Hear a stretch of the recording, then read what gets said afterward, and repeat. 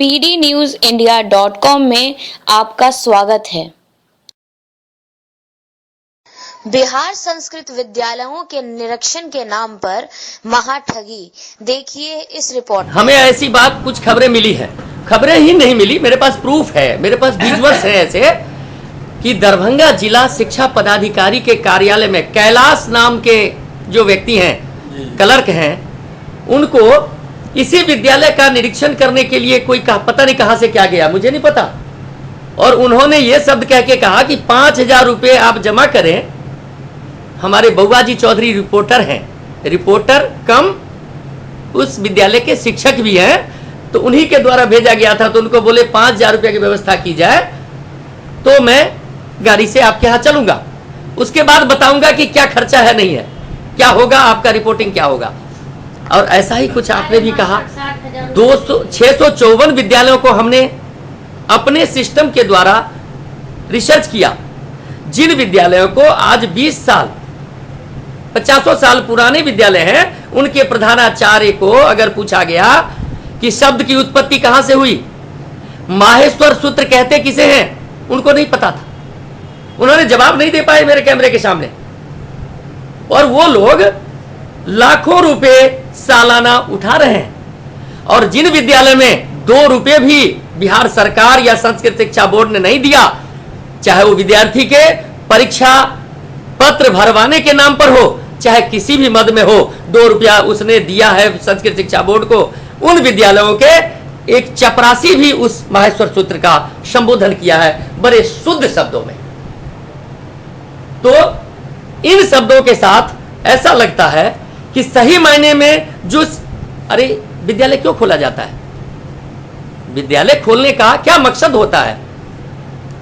अगर हम संस्कृत विद्यालय खोलते हैं, लोग कहते हैं इंग्लिश मीडियम है, ये संस्कृत से विभाग से है, ये जनरल है, उसका मीनिंग क्या होता है कि उस विषय में वहां के बच्चे परिपक्व हो जाएं, क्या यही तो है।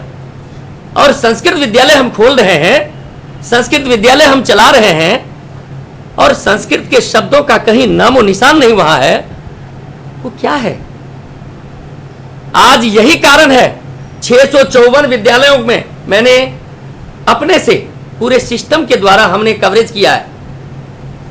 और मेरा दावा है, मेरा चैलेंज है, मैं बिहार सरकार से नीति में ये सीडी देकर के मैं उनसे प्रश्न पूछने जा रहा हूं कि जिन अभी 355 विद्यालय को आपके पास आया है, उनमें से 23 विद्यालय भी अगर आपके 1993 के मानक को पूरा करता हो तो आप जो कहेंगे वही मैं मान जाऊंगा। और कभी जीवन में नहीं हो सकता, क्यों नहीं होगा। कब से यह संस्कृत शिक्षा बोर्ड बना, 1982 से। आज मैं देख रहा हूं वहां की अलमारी, करोड़ों रुपया डिस्ट्रीब्यूशन होता है, लेकिन एक अलमारी चेंज नहीं हो रही है।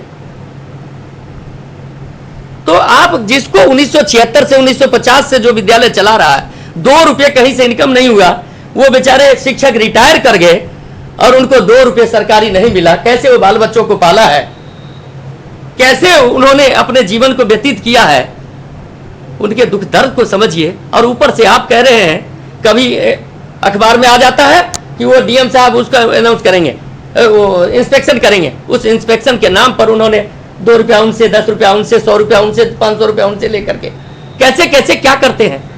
भगवान ही मालिक है।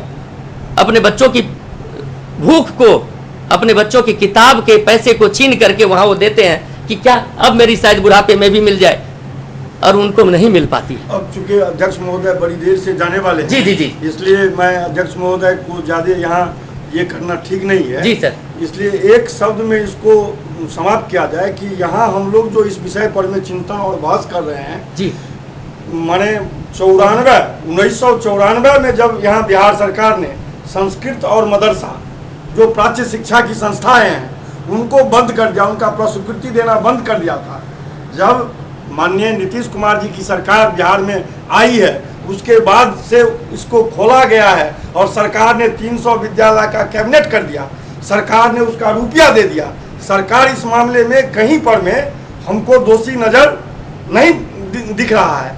ये जो 93 वाली बात है, या पूर्व की सरकार चूंकि उनका मंशा था कि संस्कृत को नष्ट कर देना है। उनकी समझ थी कि संस्कृत मतलब ब्राह्मणों की भाषा, इसलिए उन्होंने नोइंगली जंगल राज में संस्कृत को भी समाप्त कर दिया, जिसको प्रयास करने के बाद भी चाहते हैं नीतीश जी कि संस्कृत और मदरसा पुनर्जीवित हो।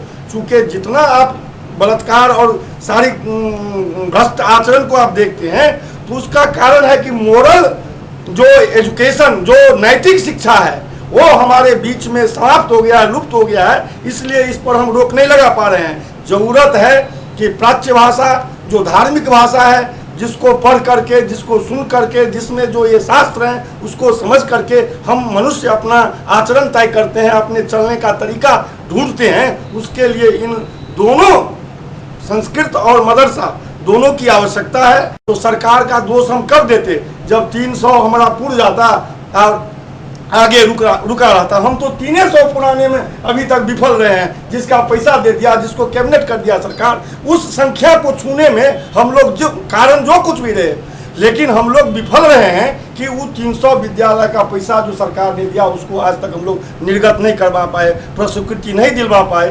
तो उसका एक कारण यह भी है, जिसको आपने पूर्व में सुना है। आप अगर, आपका मीडिया, आप अगर सक्षम हैं तो इस विषय को सरकार के उस स्तर तक ले जाएं जहां जाकर के लालू इसका निरीक्षण नियमावली के सुधार करके किया जाए, संशोधन जब तक नहीं। सर आप भी सहमत है इस बात से? आप भी सहमत है? नियमावली में संशोधन से की आवश्यकता है जी, लेकिन हम इससे सहमत नहीं है जी, क्योंकि सरकार को प्रस्वीकृति दे रहा है, इसलिए सरकार अपनी एजेंसी से ही कभी जांच कराएगी। बोर्ड को तो अनुशंसा करना है। तो हम यहाँ तक हम सहमत नहीं है कि अध्यक्ष, अध्यक्ष के निरीक्षण की भी मान्यता हो, ये बात आवश्यक है, लेकिन अध्यक्ष को ही यह निरीक्षण का दायित्व मिले, मैं इससे सहमत नहीं हूँ। इसलिए कि यह सरकार को प्रस्वीकृति दे रहा है। एजेंसी सरकार जो शूट करेगी उसके लिए नियमावली बनी हुई है, और इससे जो खामियां, जो त्रुटि अभी नजर आ रही है, बस उसका समाधान होना चाहिए कि जांच त्वरित हो, शीघ्र हो, प्राथमिकता के आधार पर हो और डीएम के स्तर पर होना चाहिए। किसी एक साइड वर्क नहीं होना चाहिए, इसमें डायरेक्ट इंक्वायरी करें, इसकी व्यवस्था आवश्यक है। बहुत बहुत धन्यवाद। जय हिंद, जय भारत। आपका संदेश, पूर्ण प्रयास रहेगा हमारे pdnewsindia.com का कि आपकी सरकार से लेकर और देश के सर्वोच्च स्तर पर इस बात को पहुंचाए और आप लोगों को अपने मनोनुकूल सफलता दिलाए। जय हिंद, जय भारत। प्रिय भारतीय, अपने साथ होने वाले हर शोषण का करें अपने ही मोबाइल से वीडियो या ऑडियो रिकॉर्डिंग एवं कार्रवाई के लिए भेज दें ईमेल editor@pdnewsindia.com पर और MMS 9868062209 पर 9868062209 पर। जय हिंद, जय भ्रष्टाचार मुक्त भारत।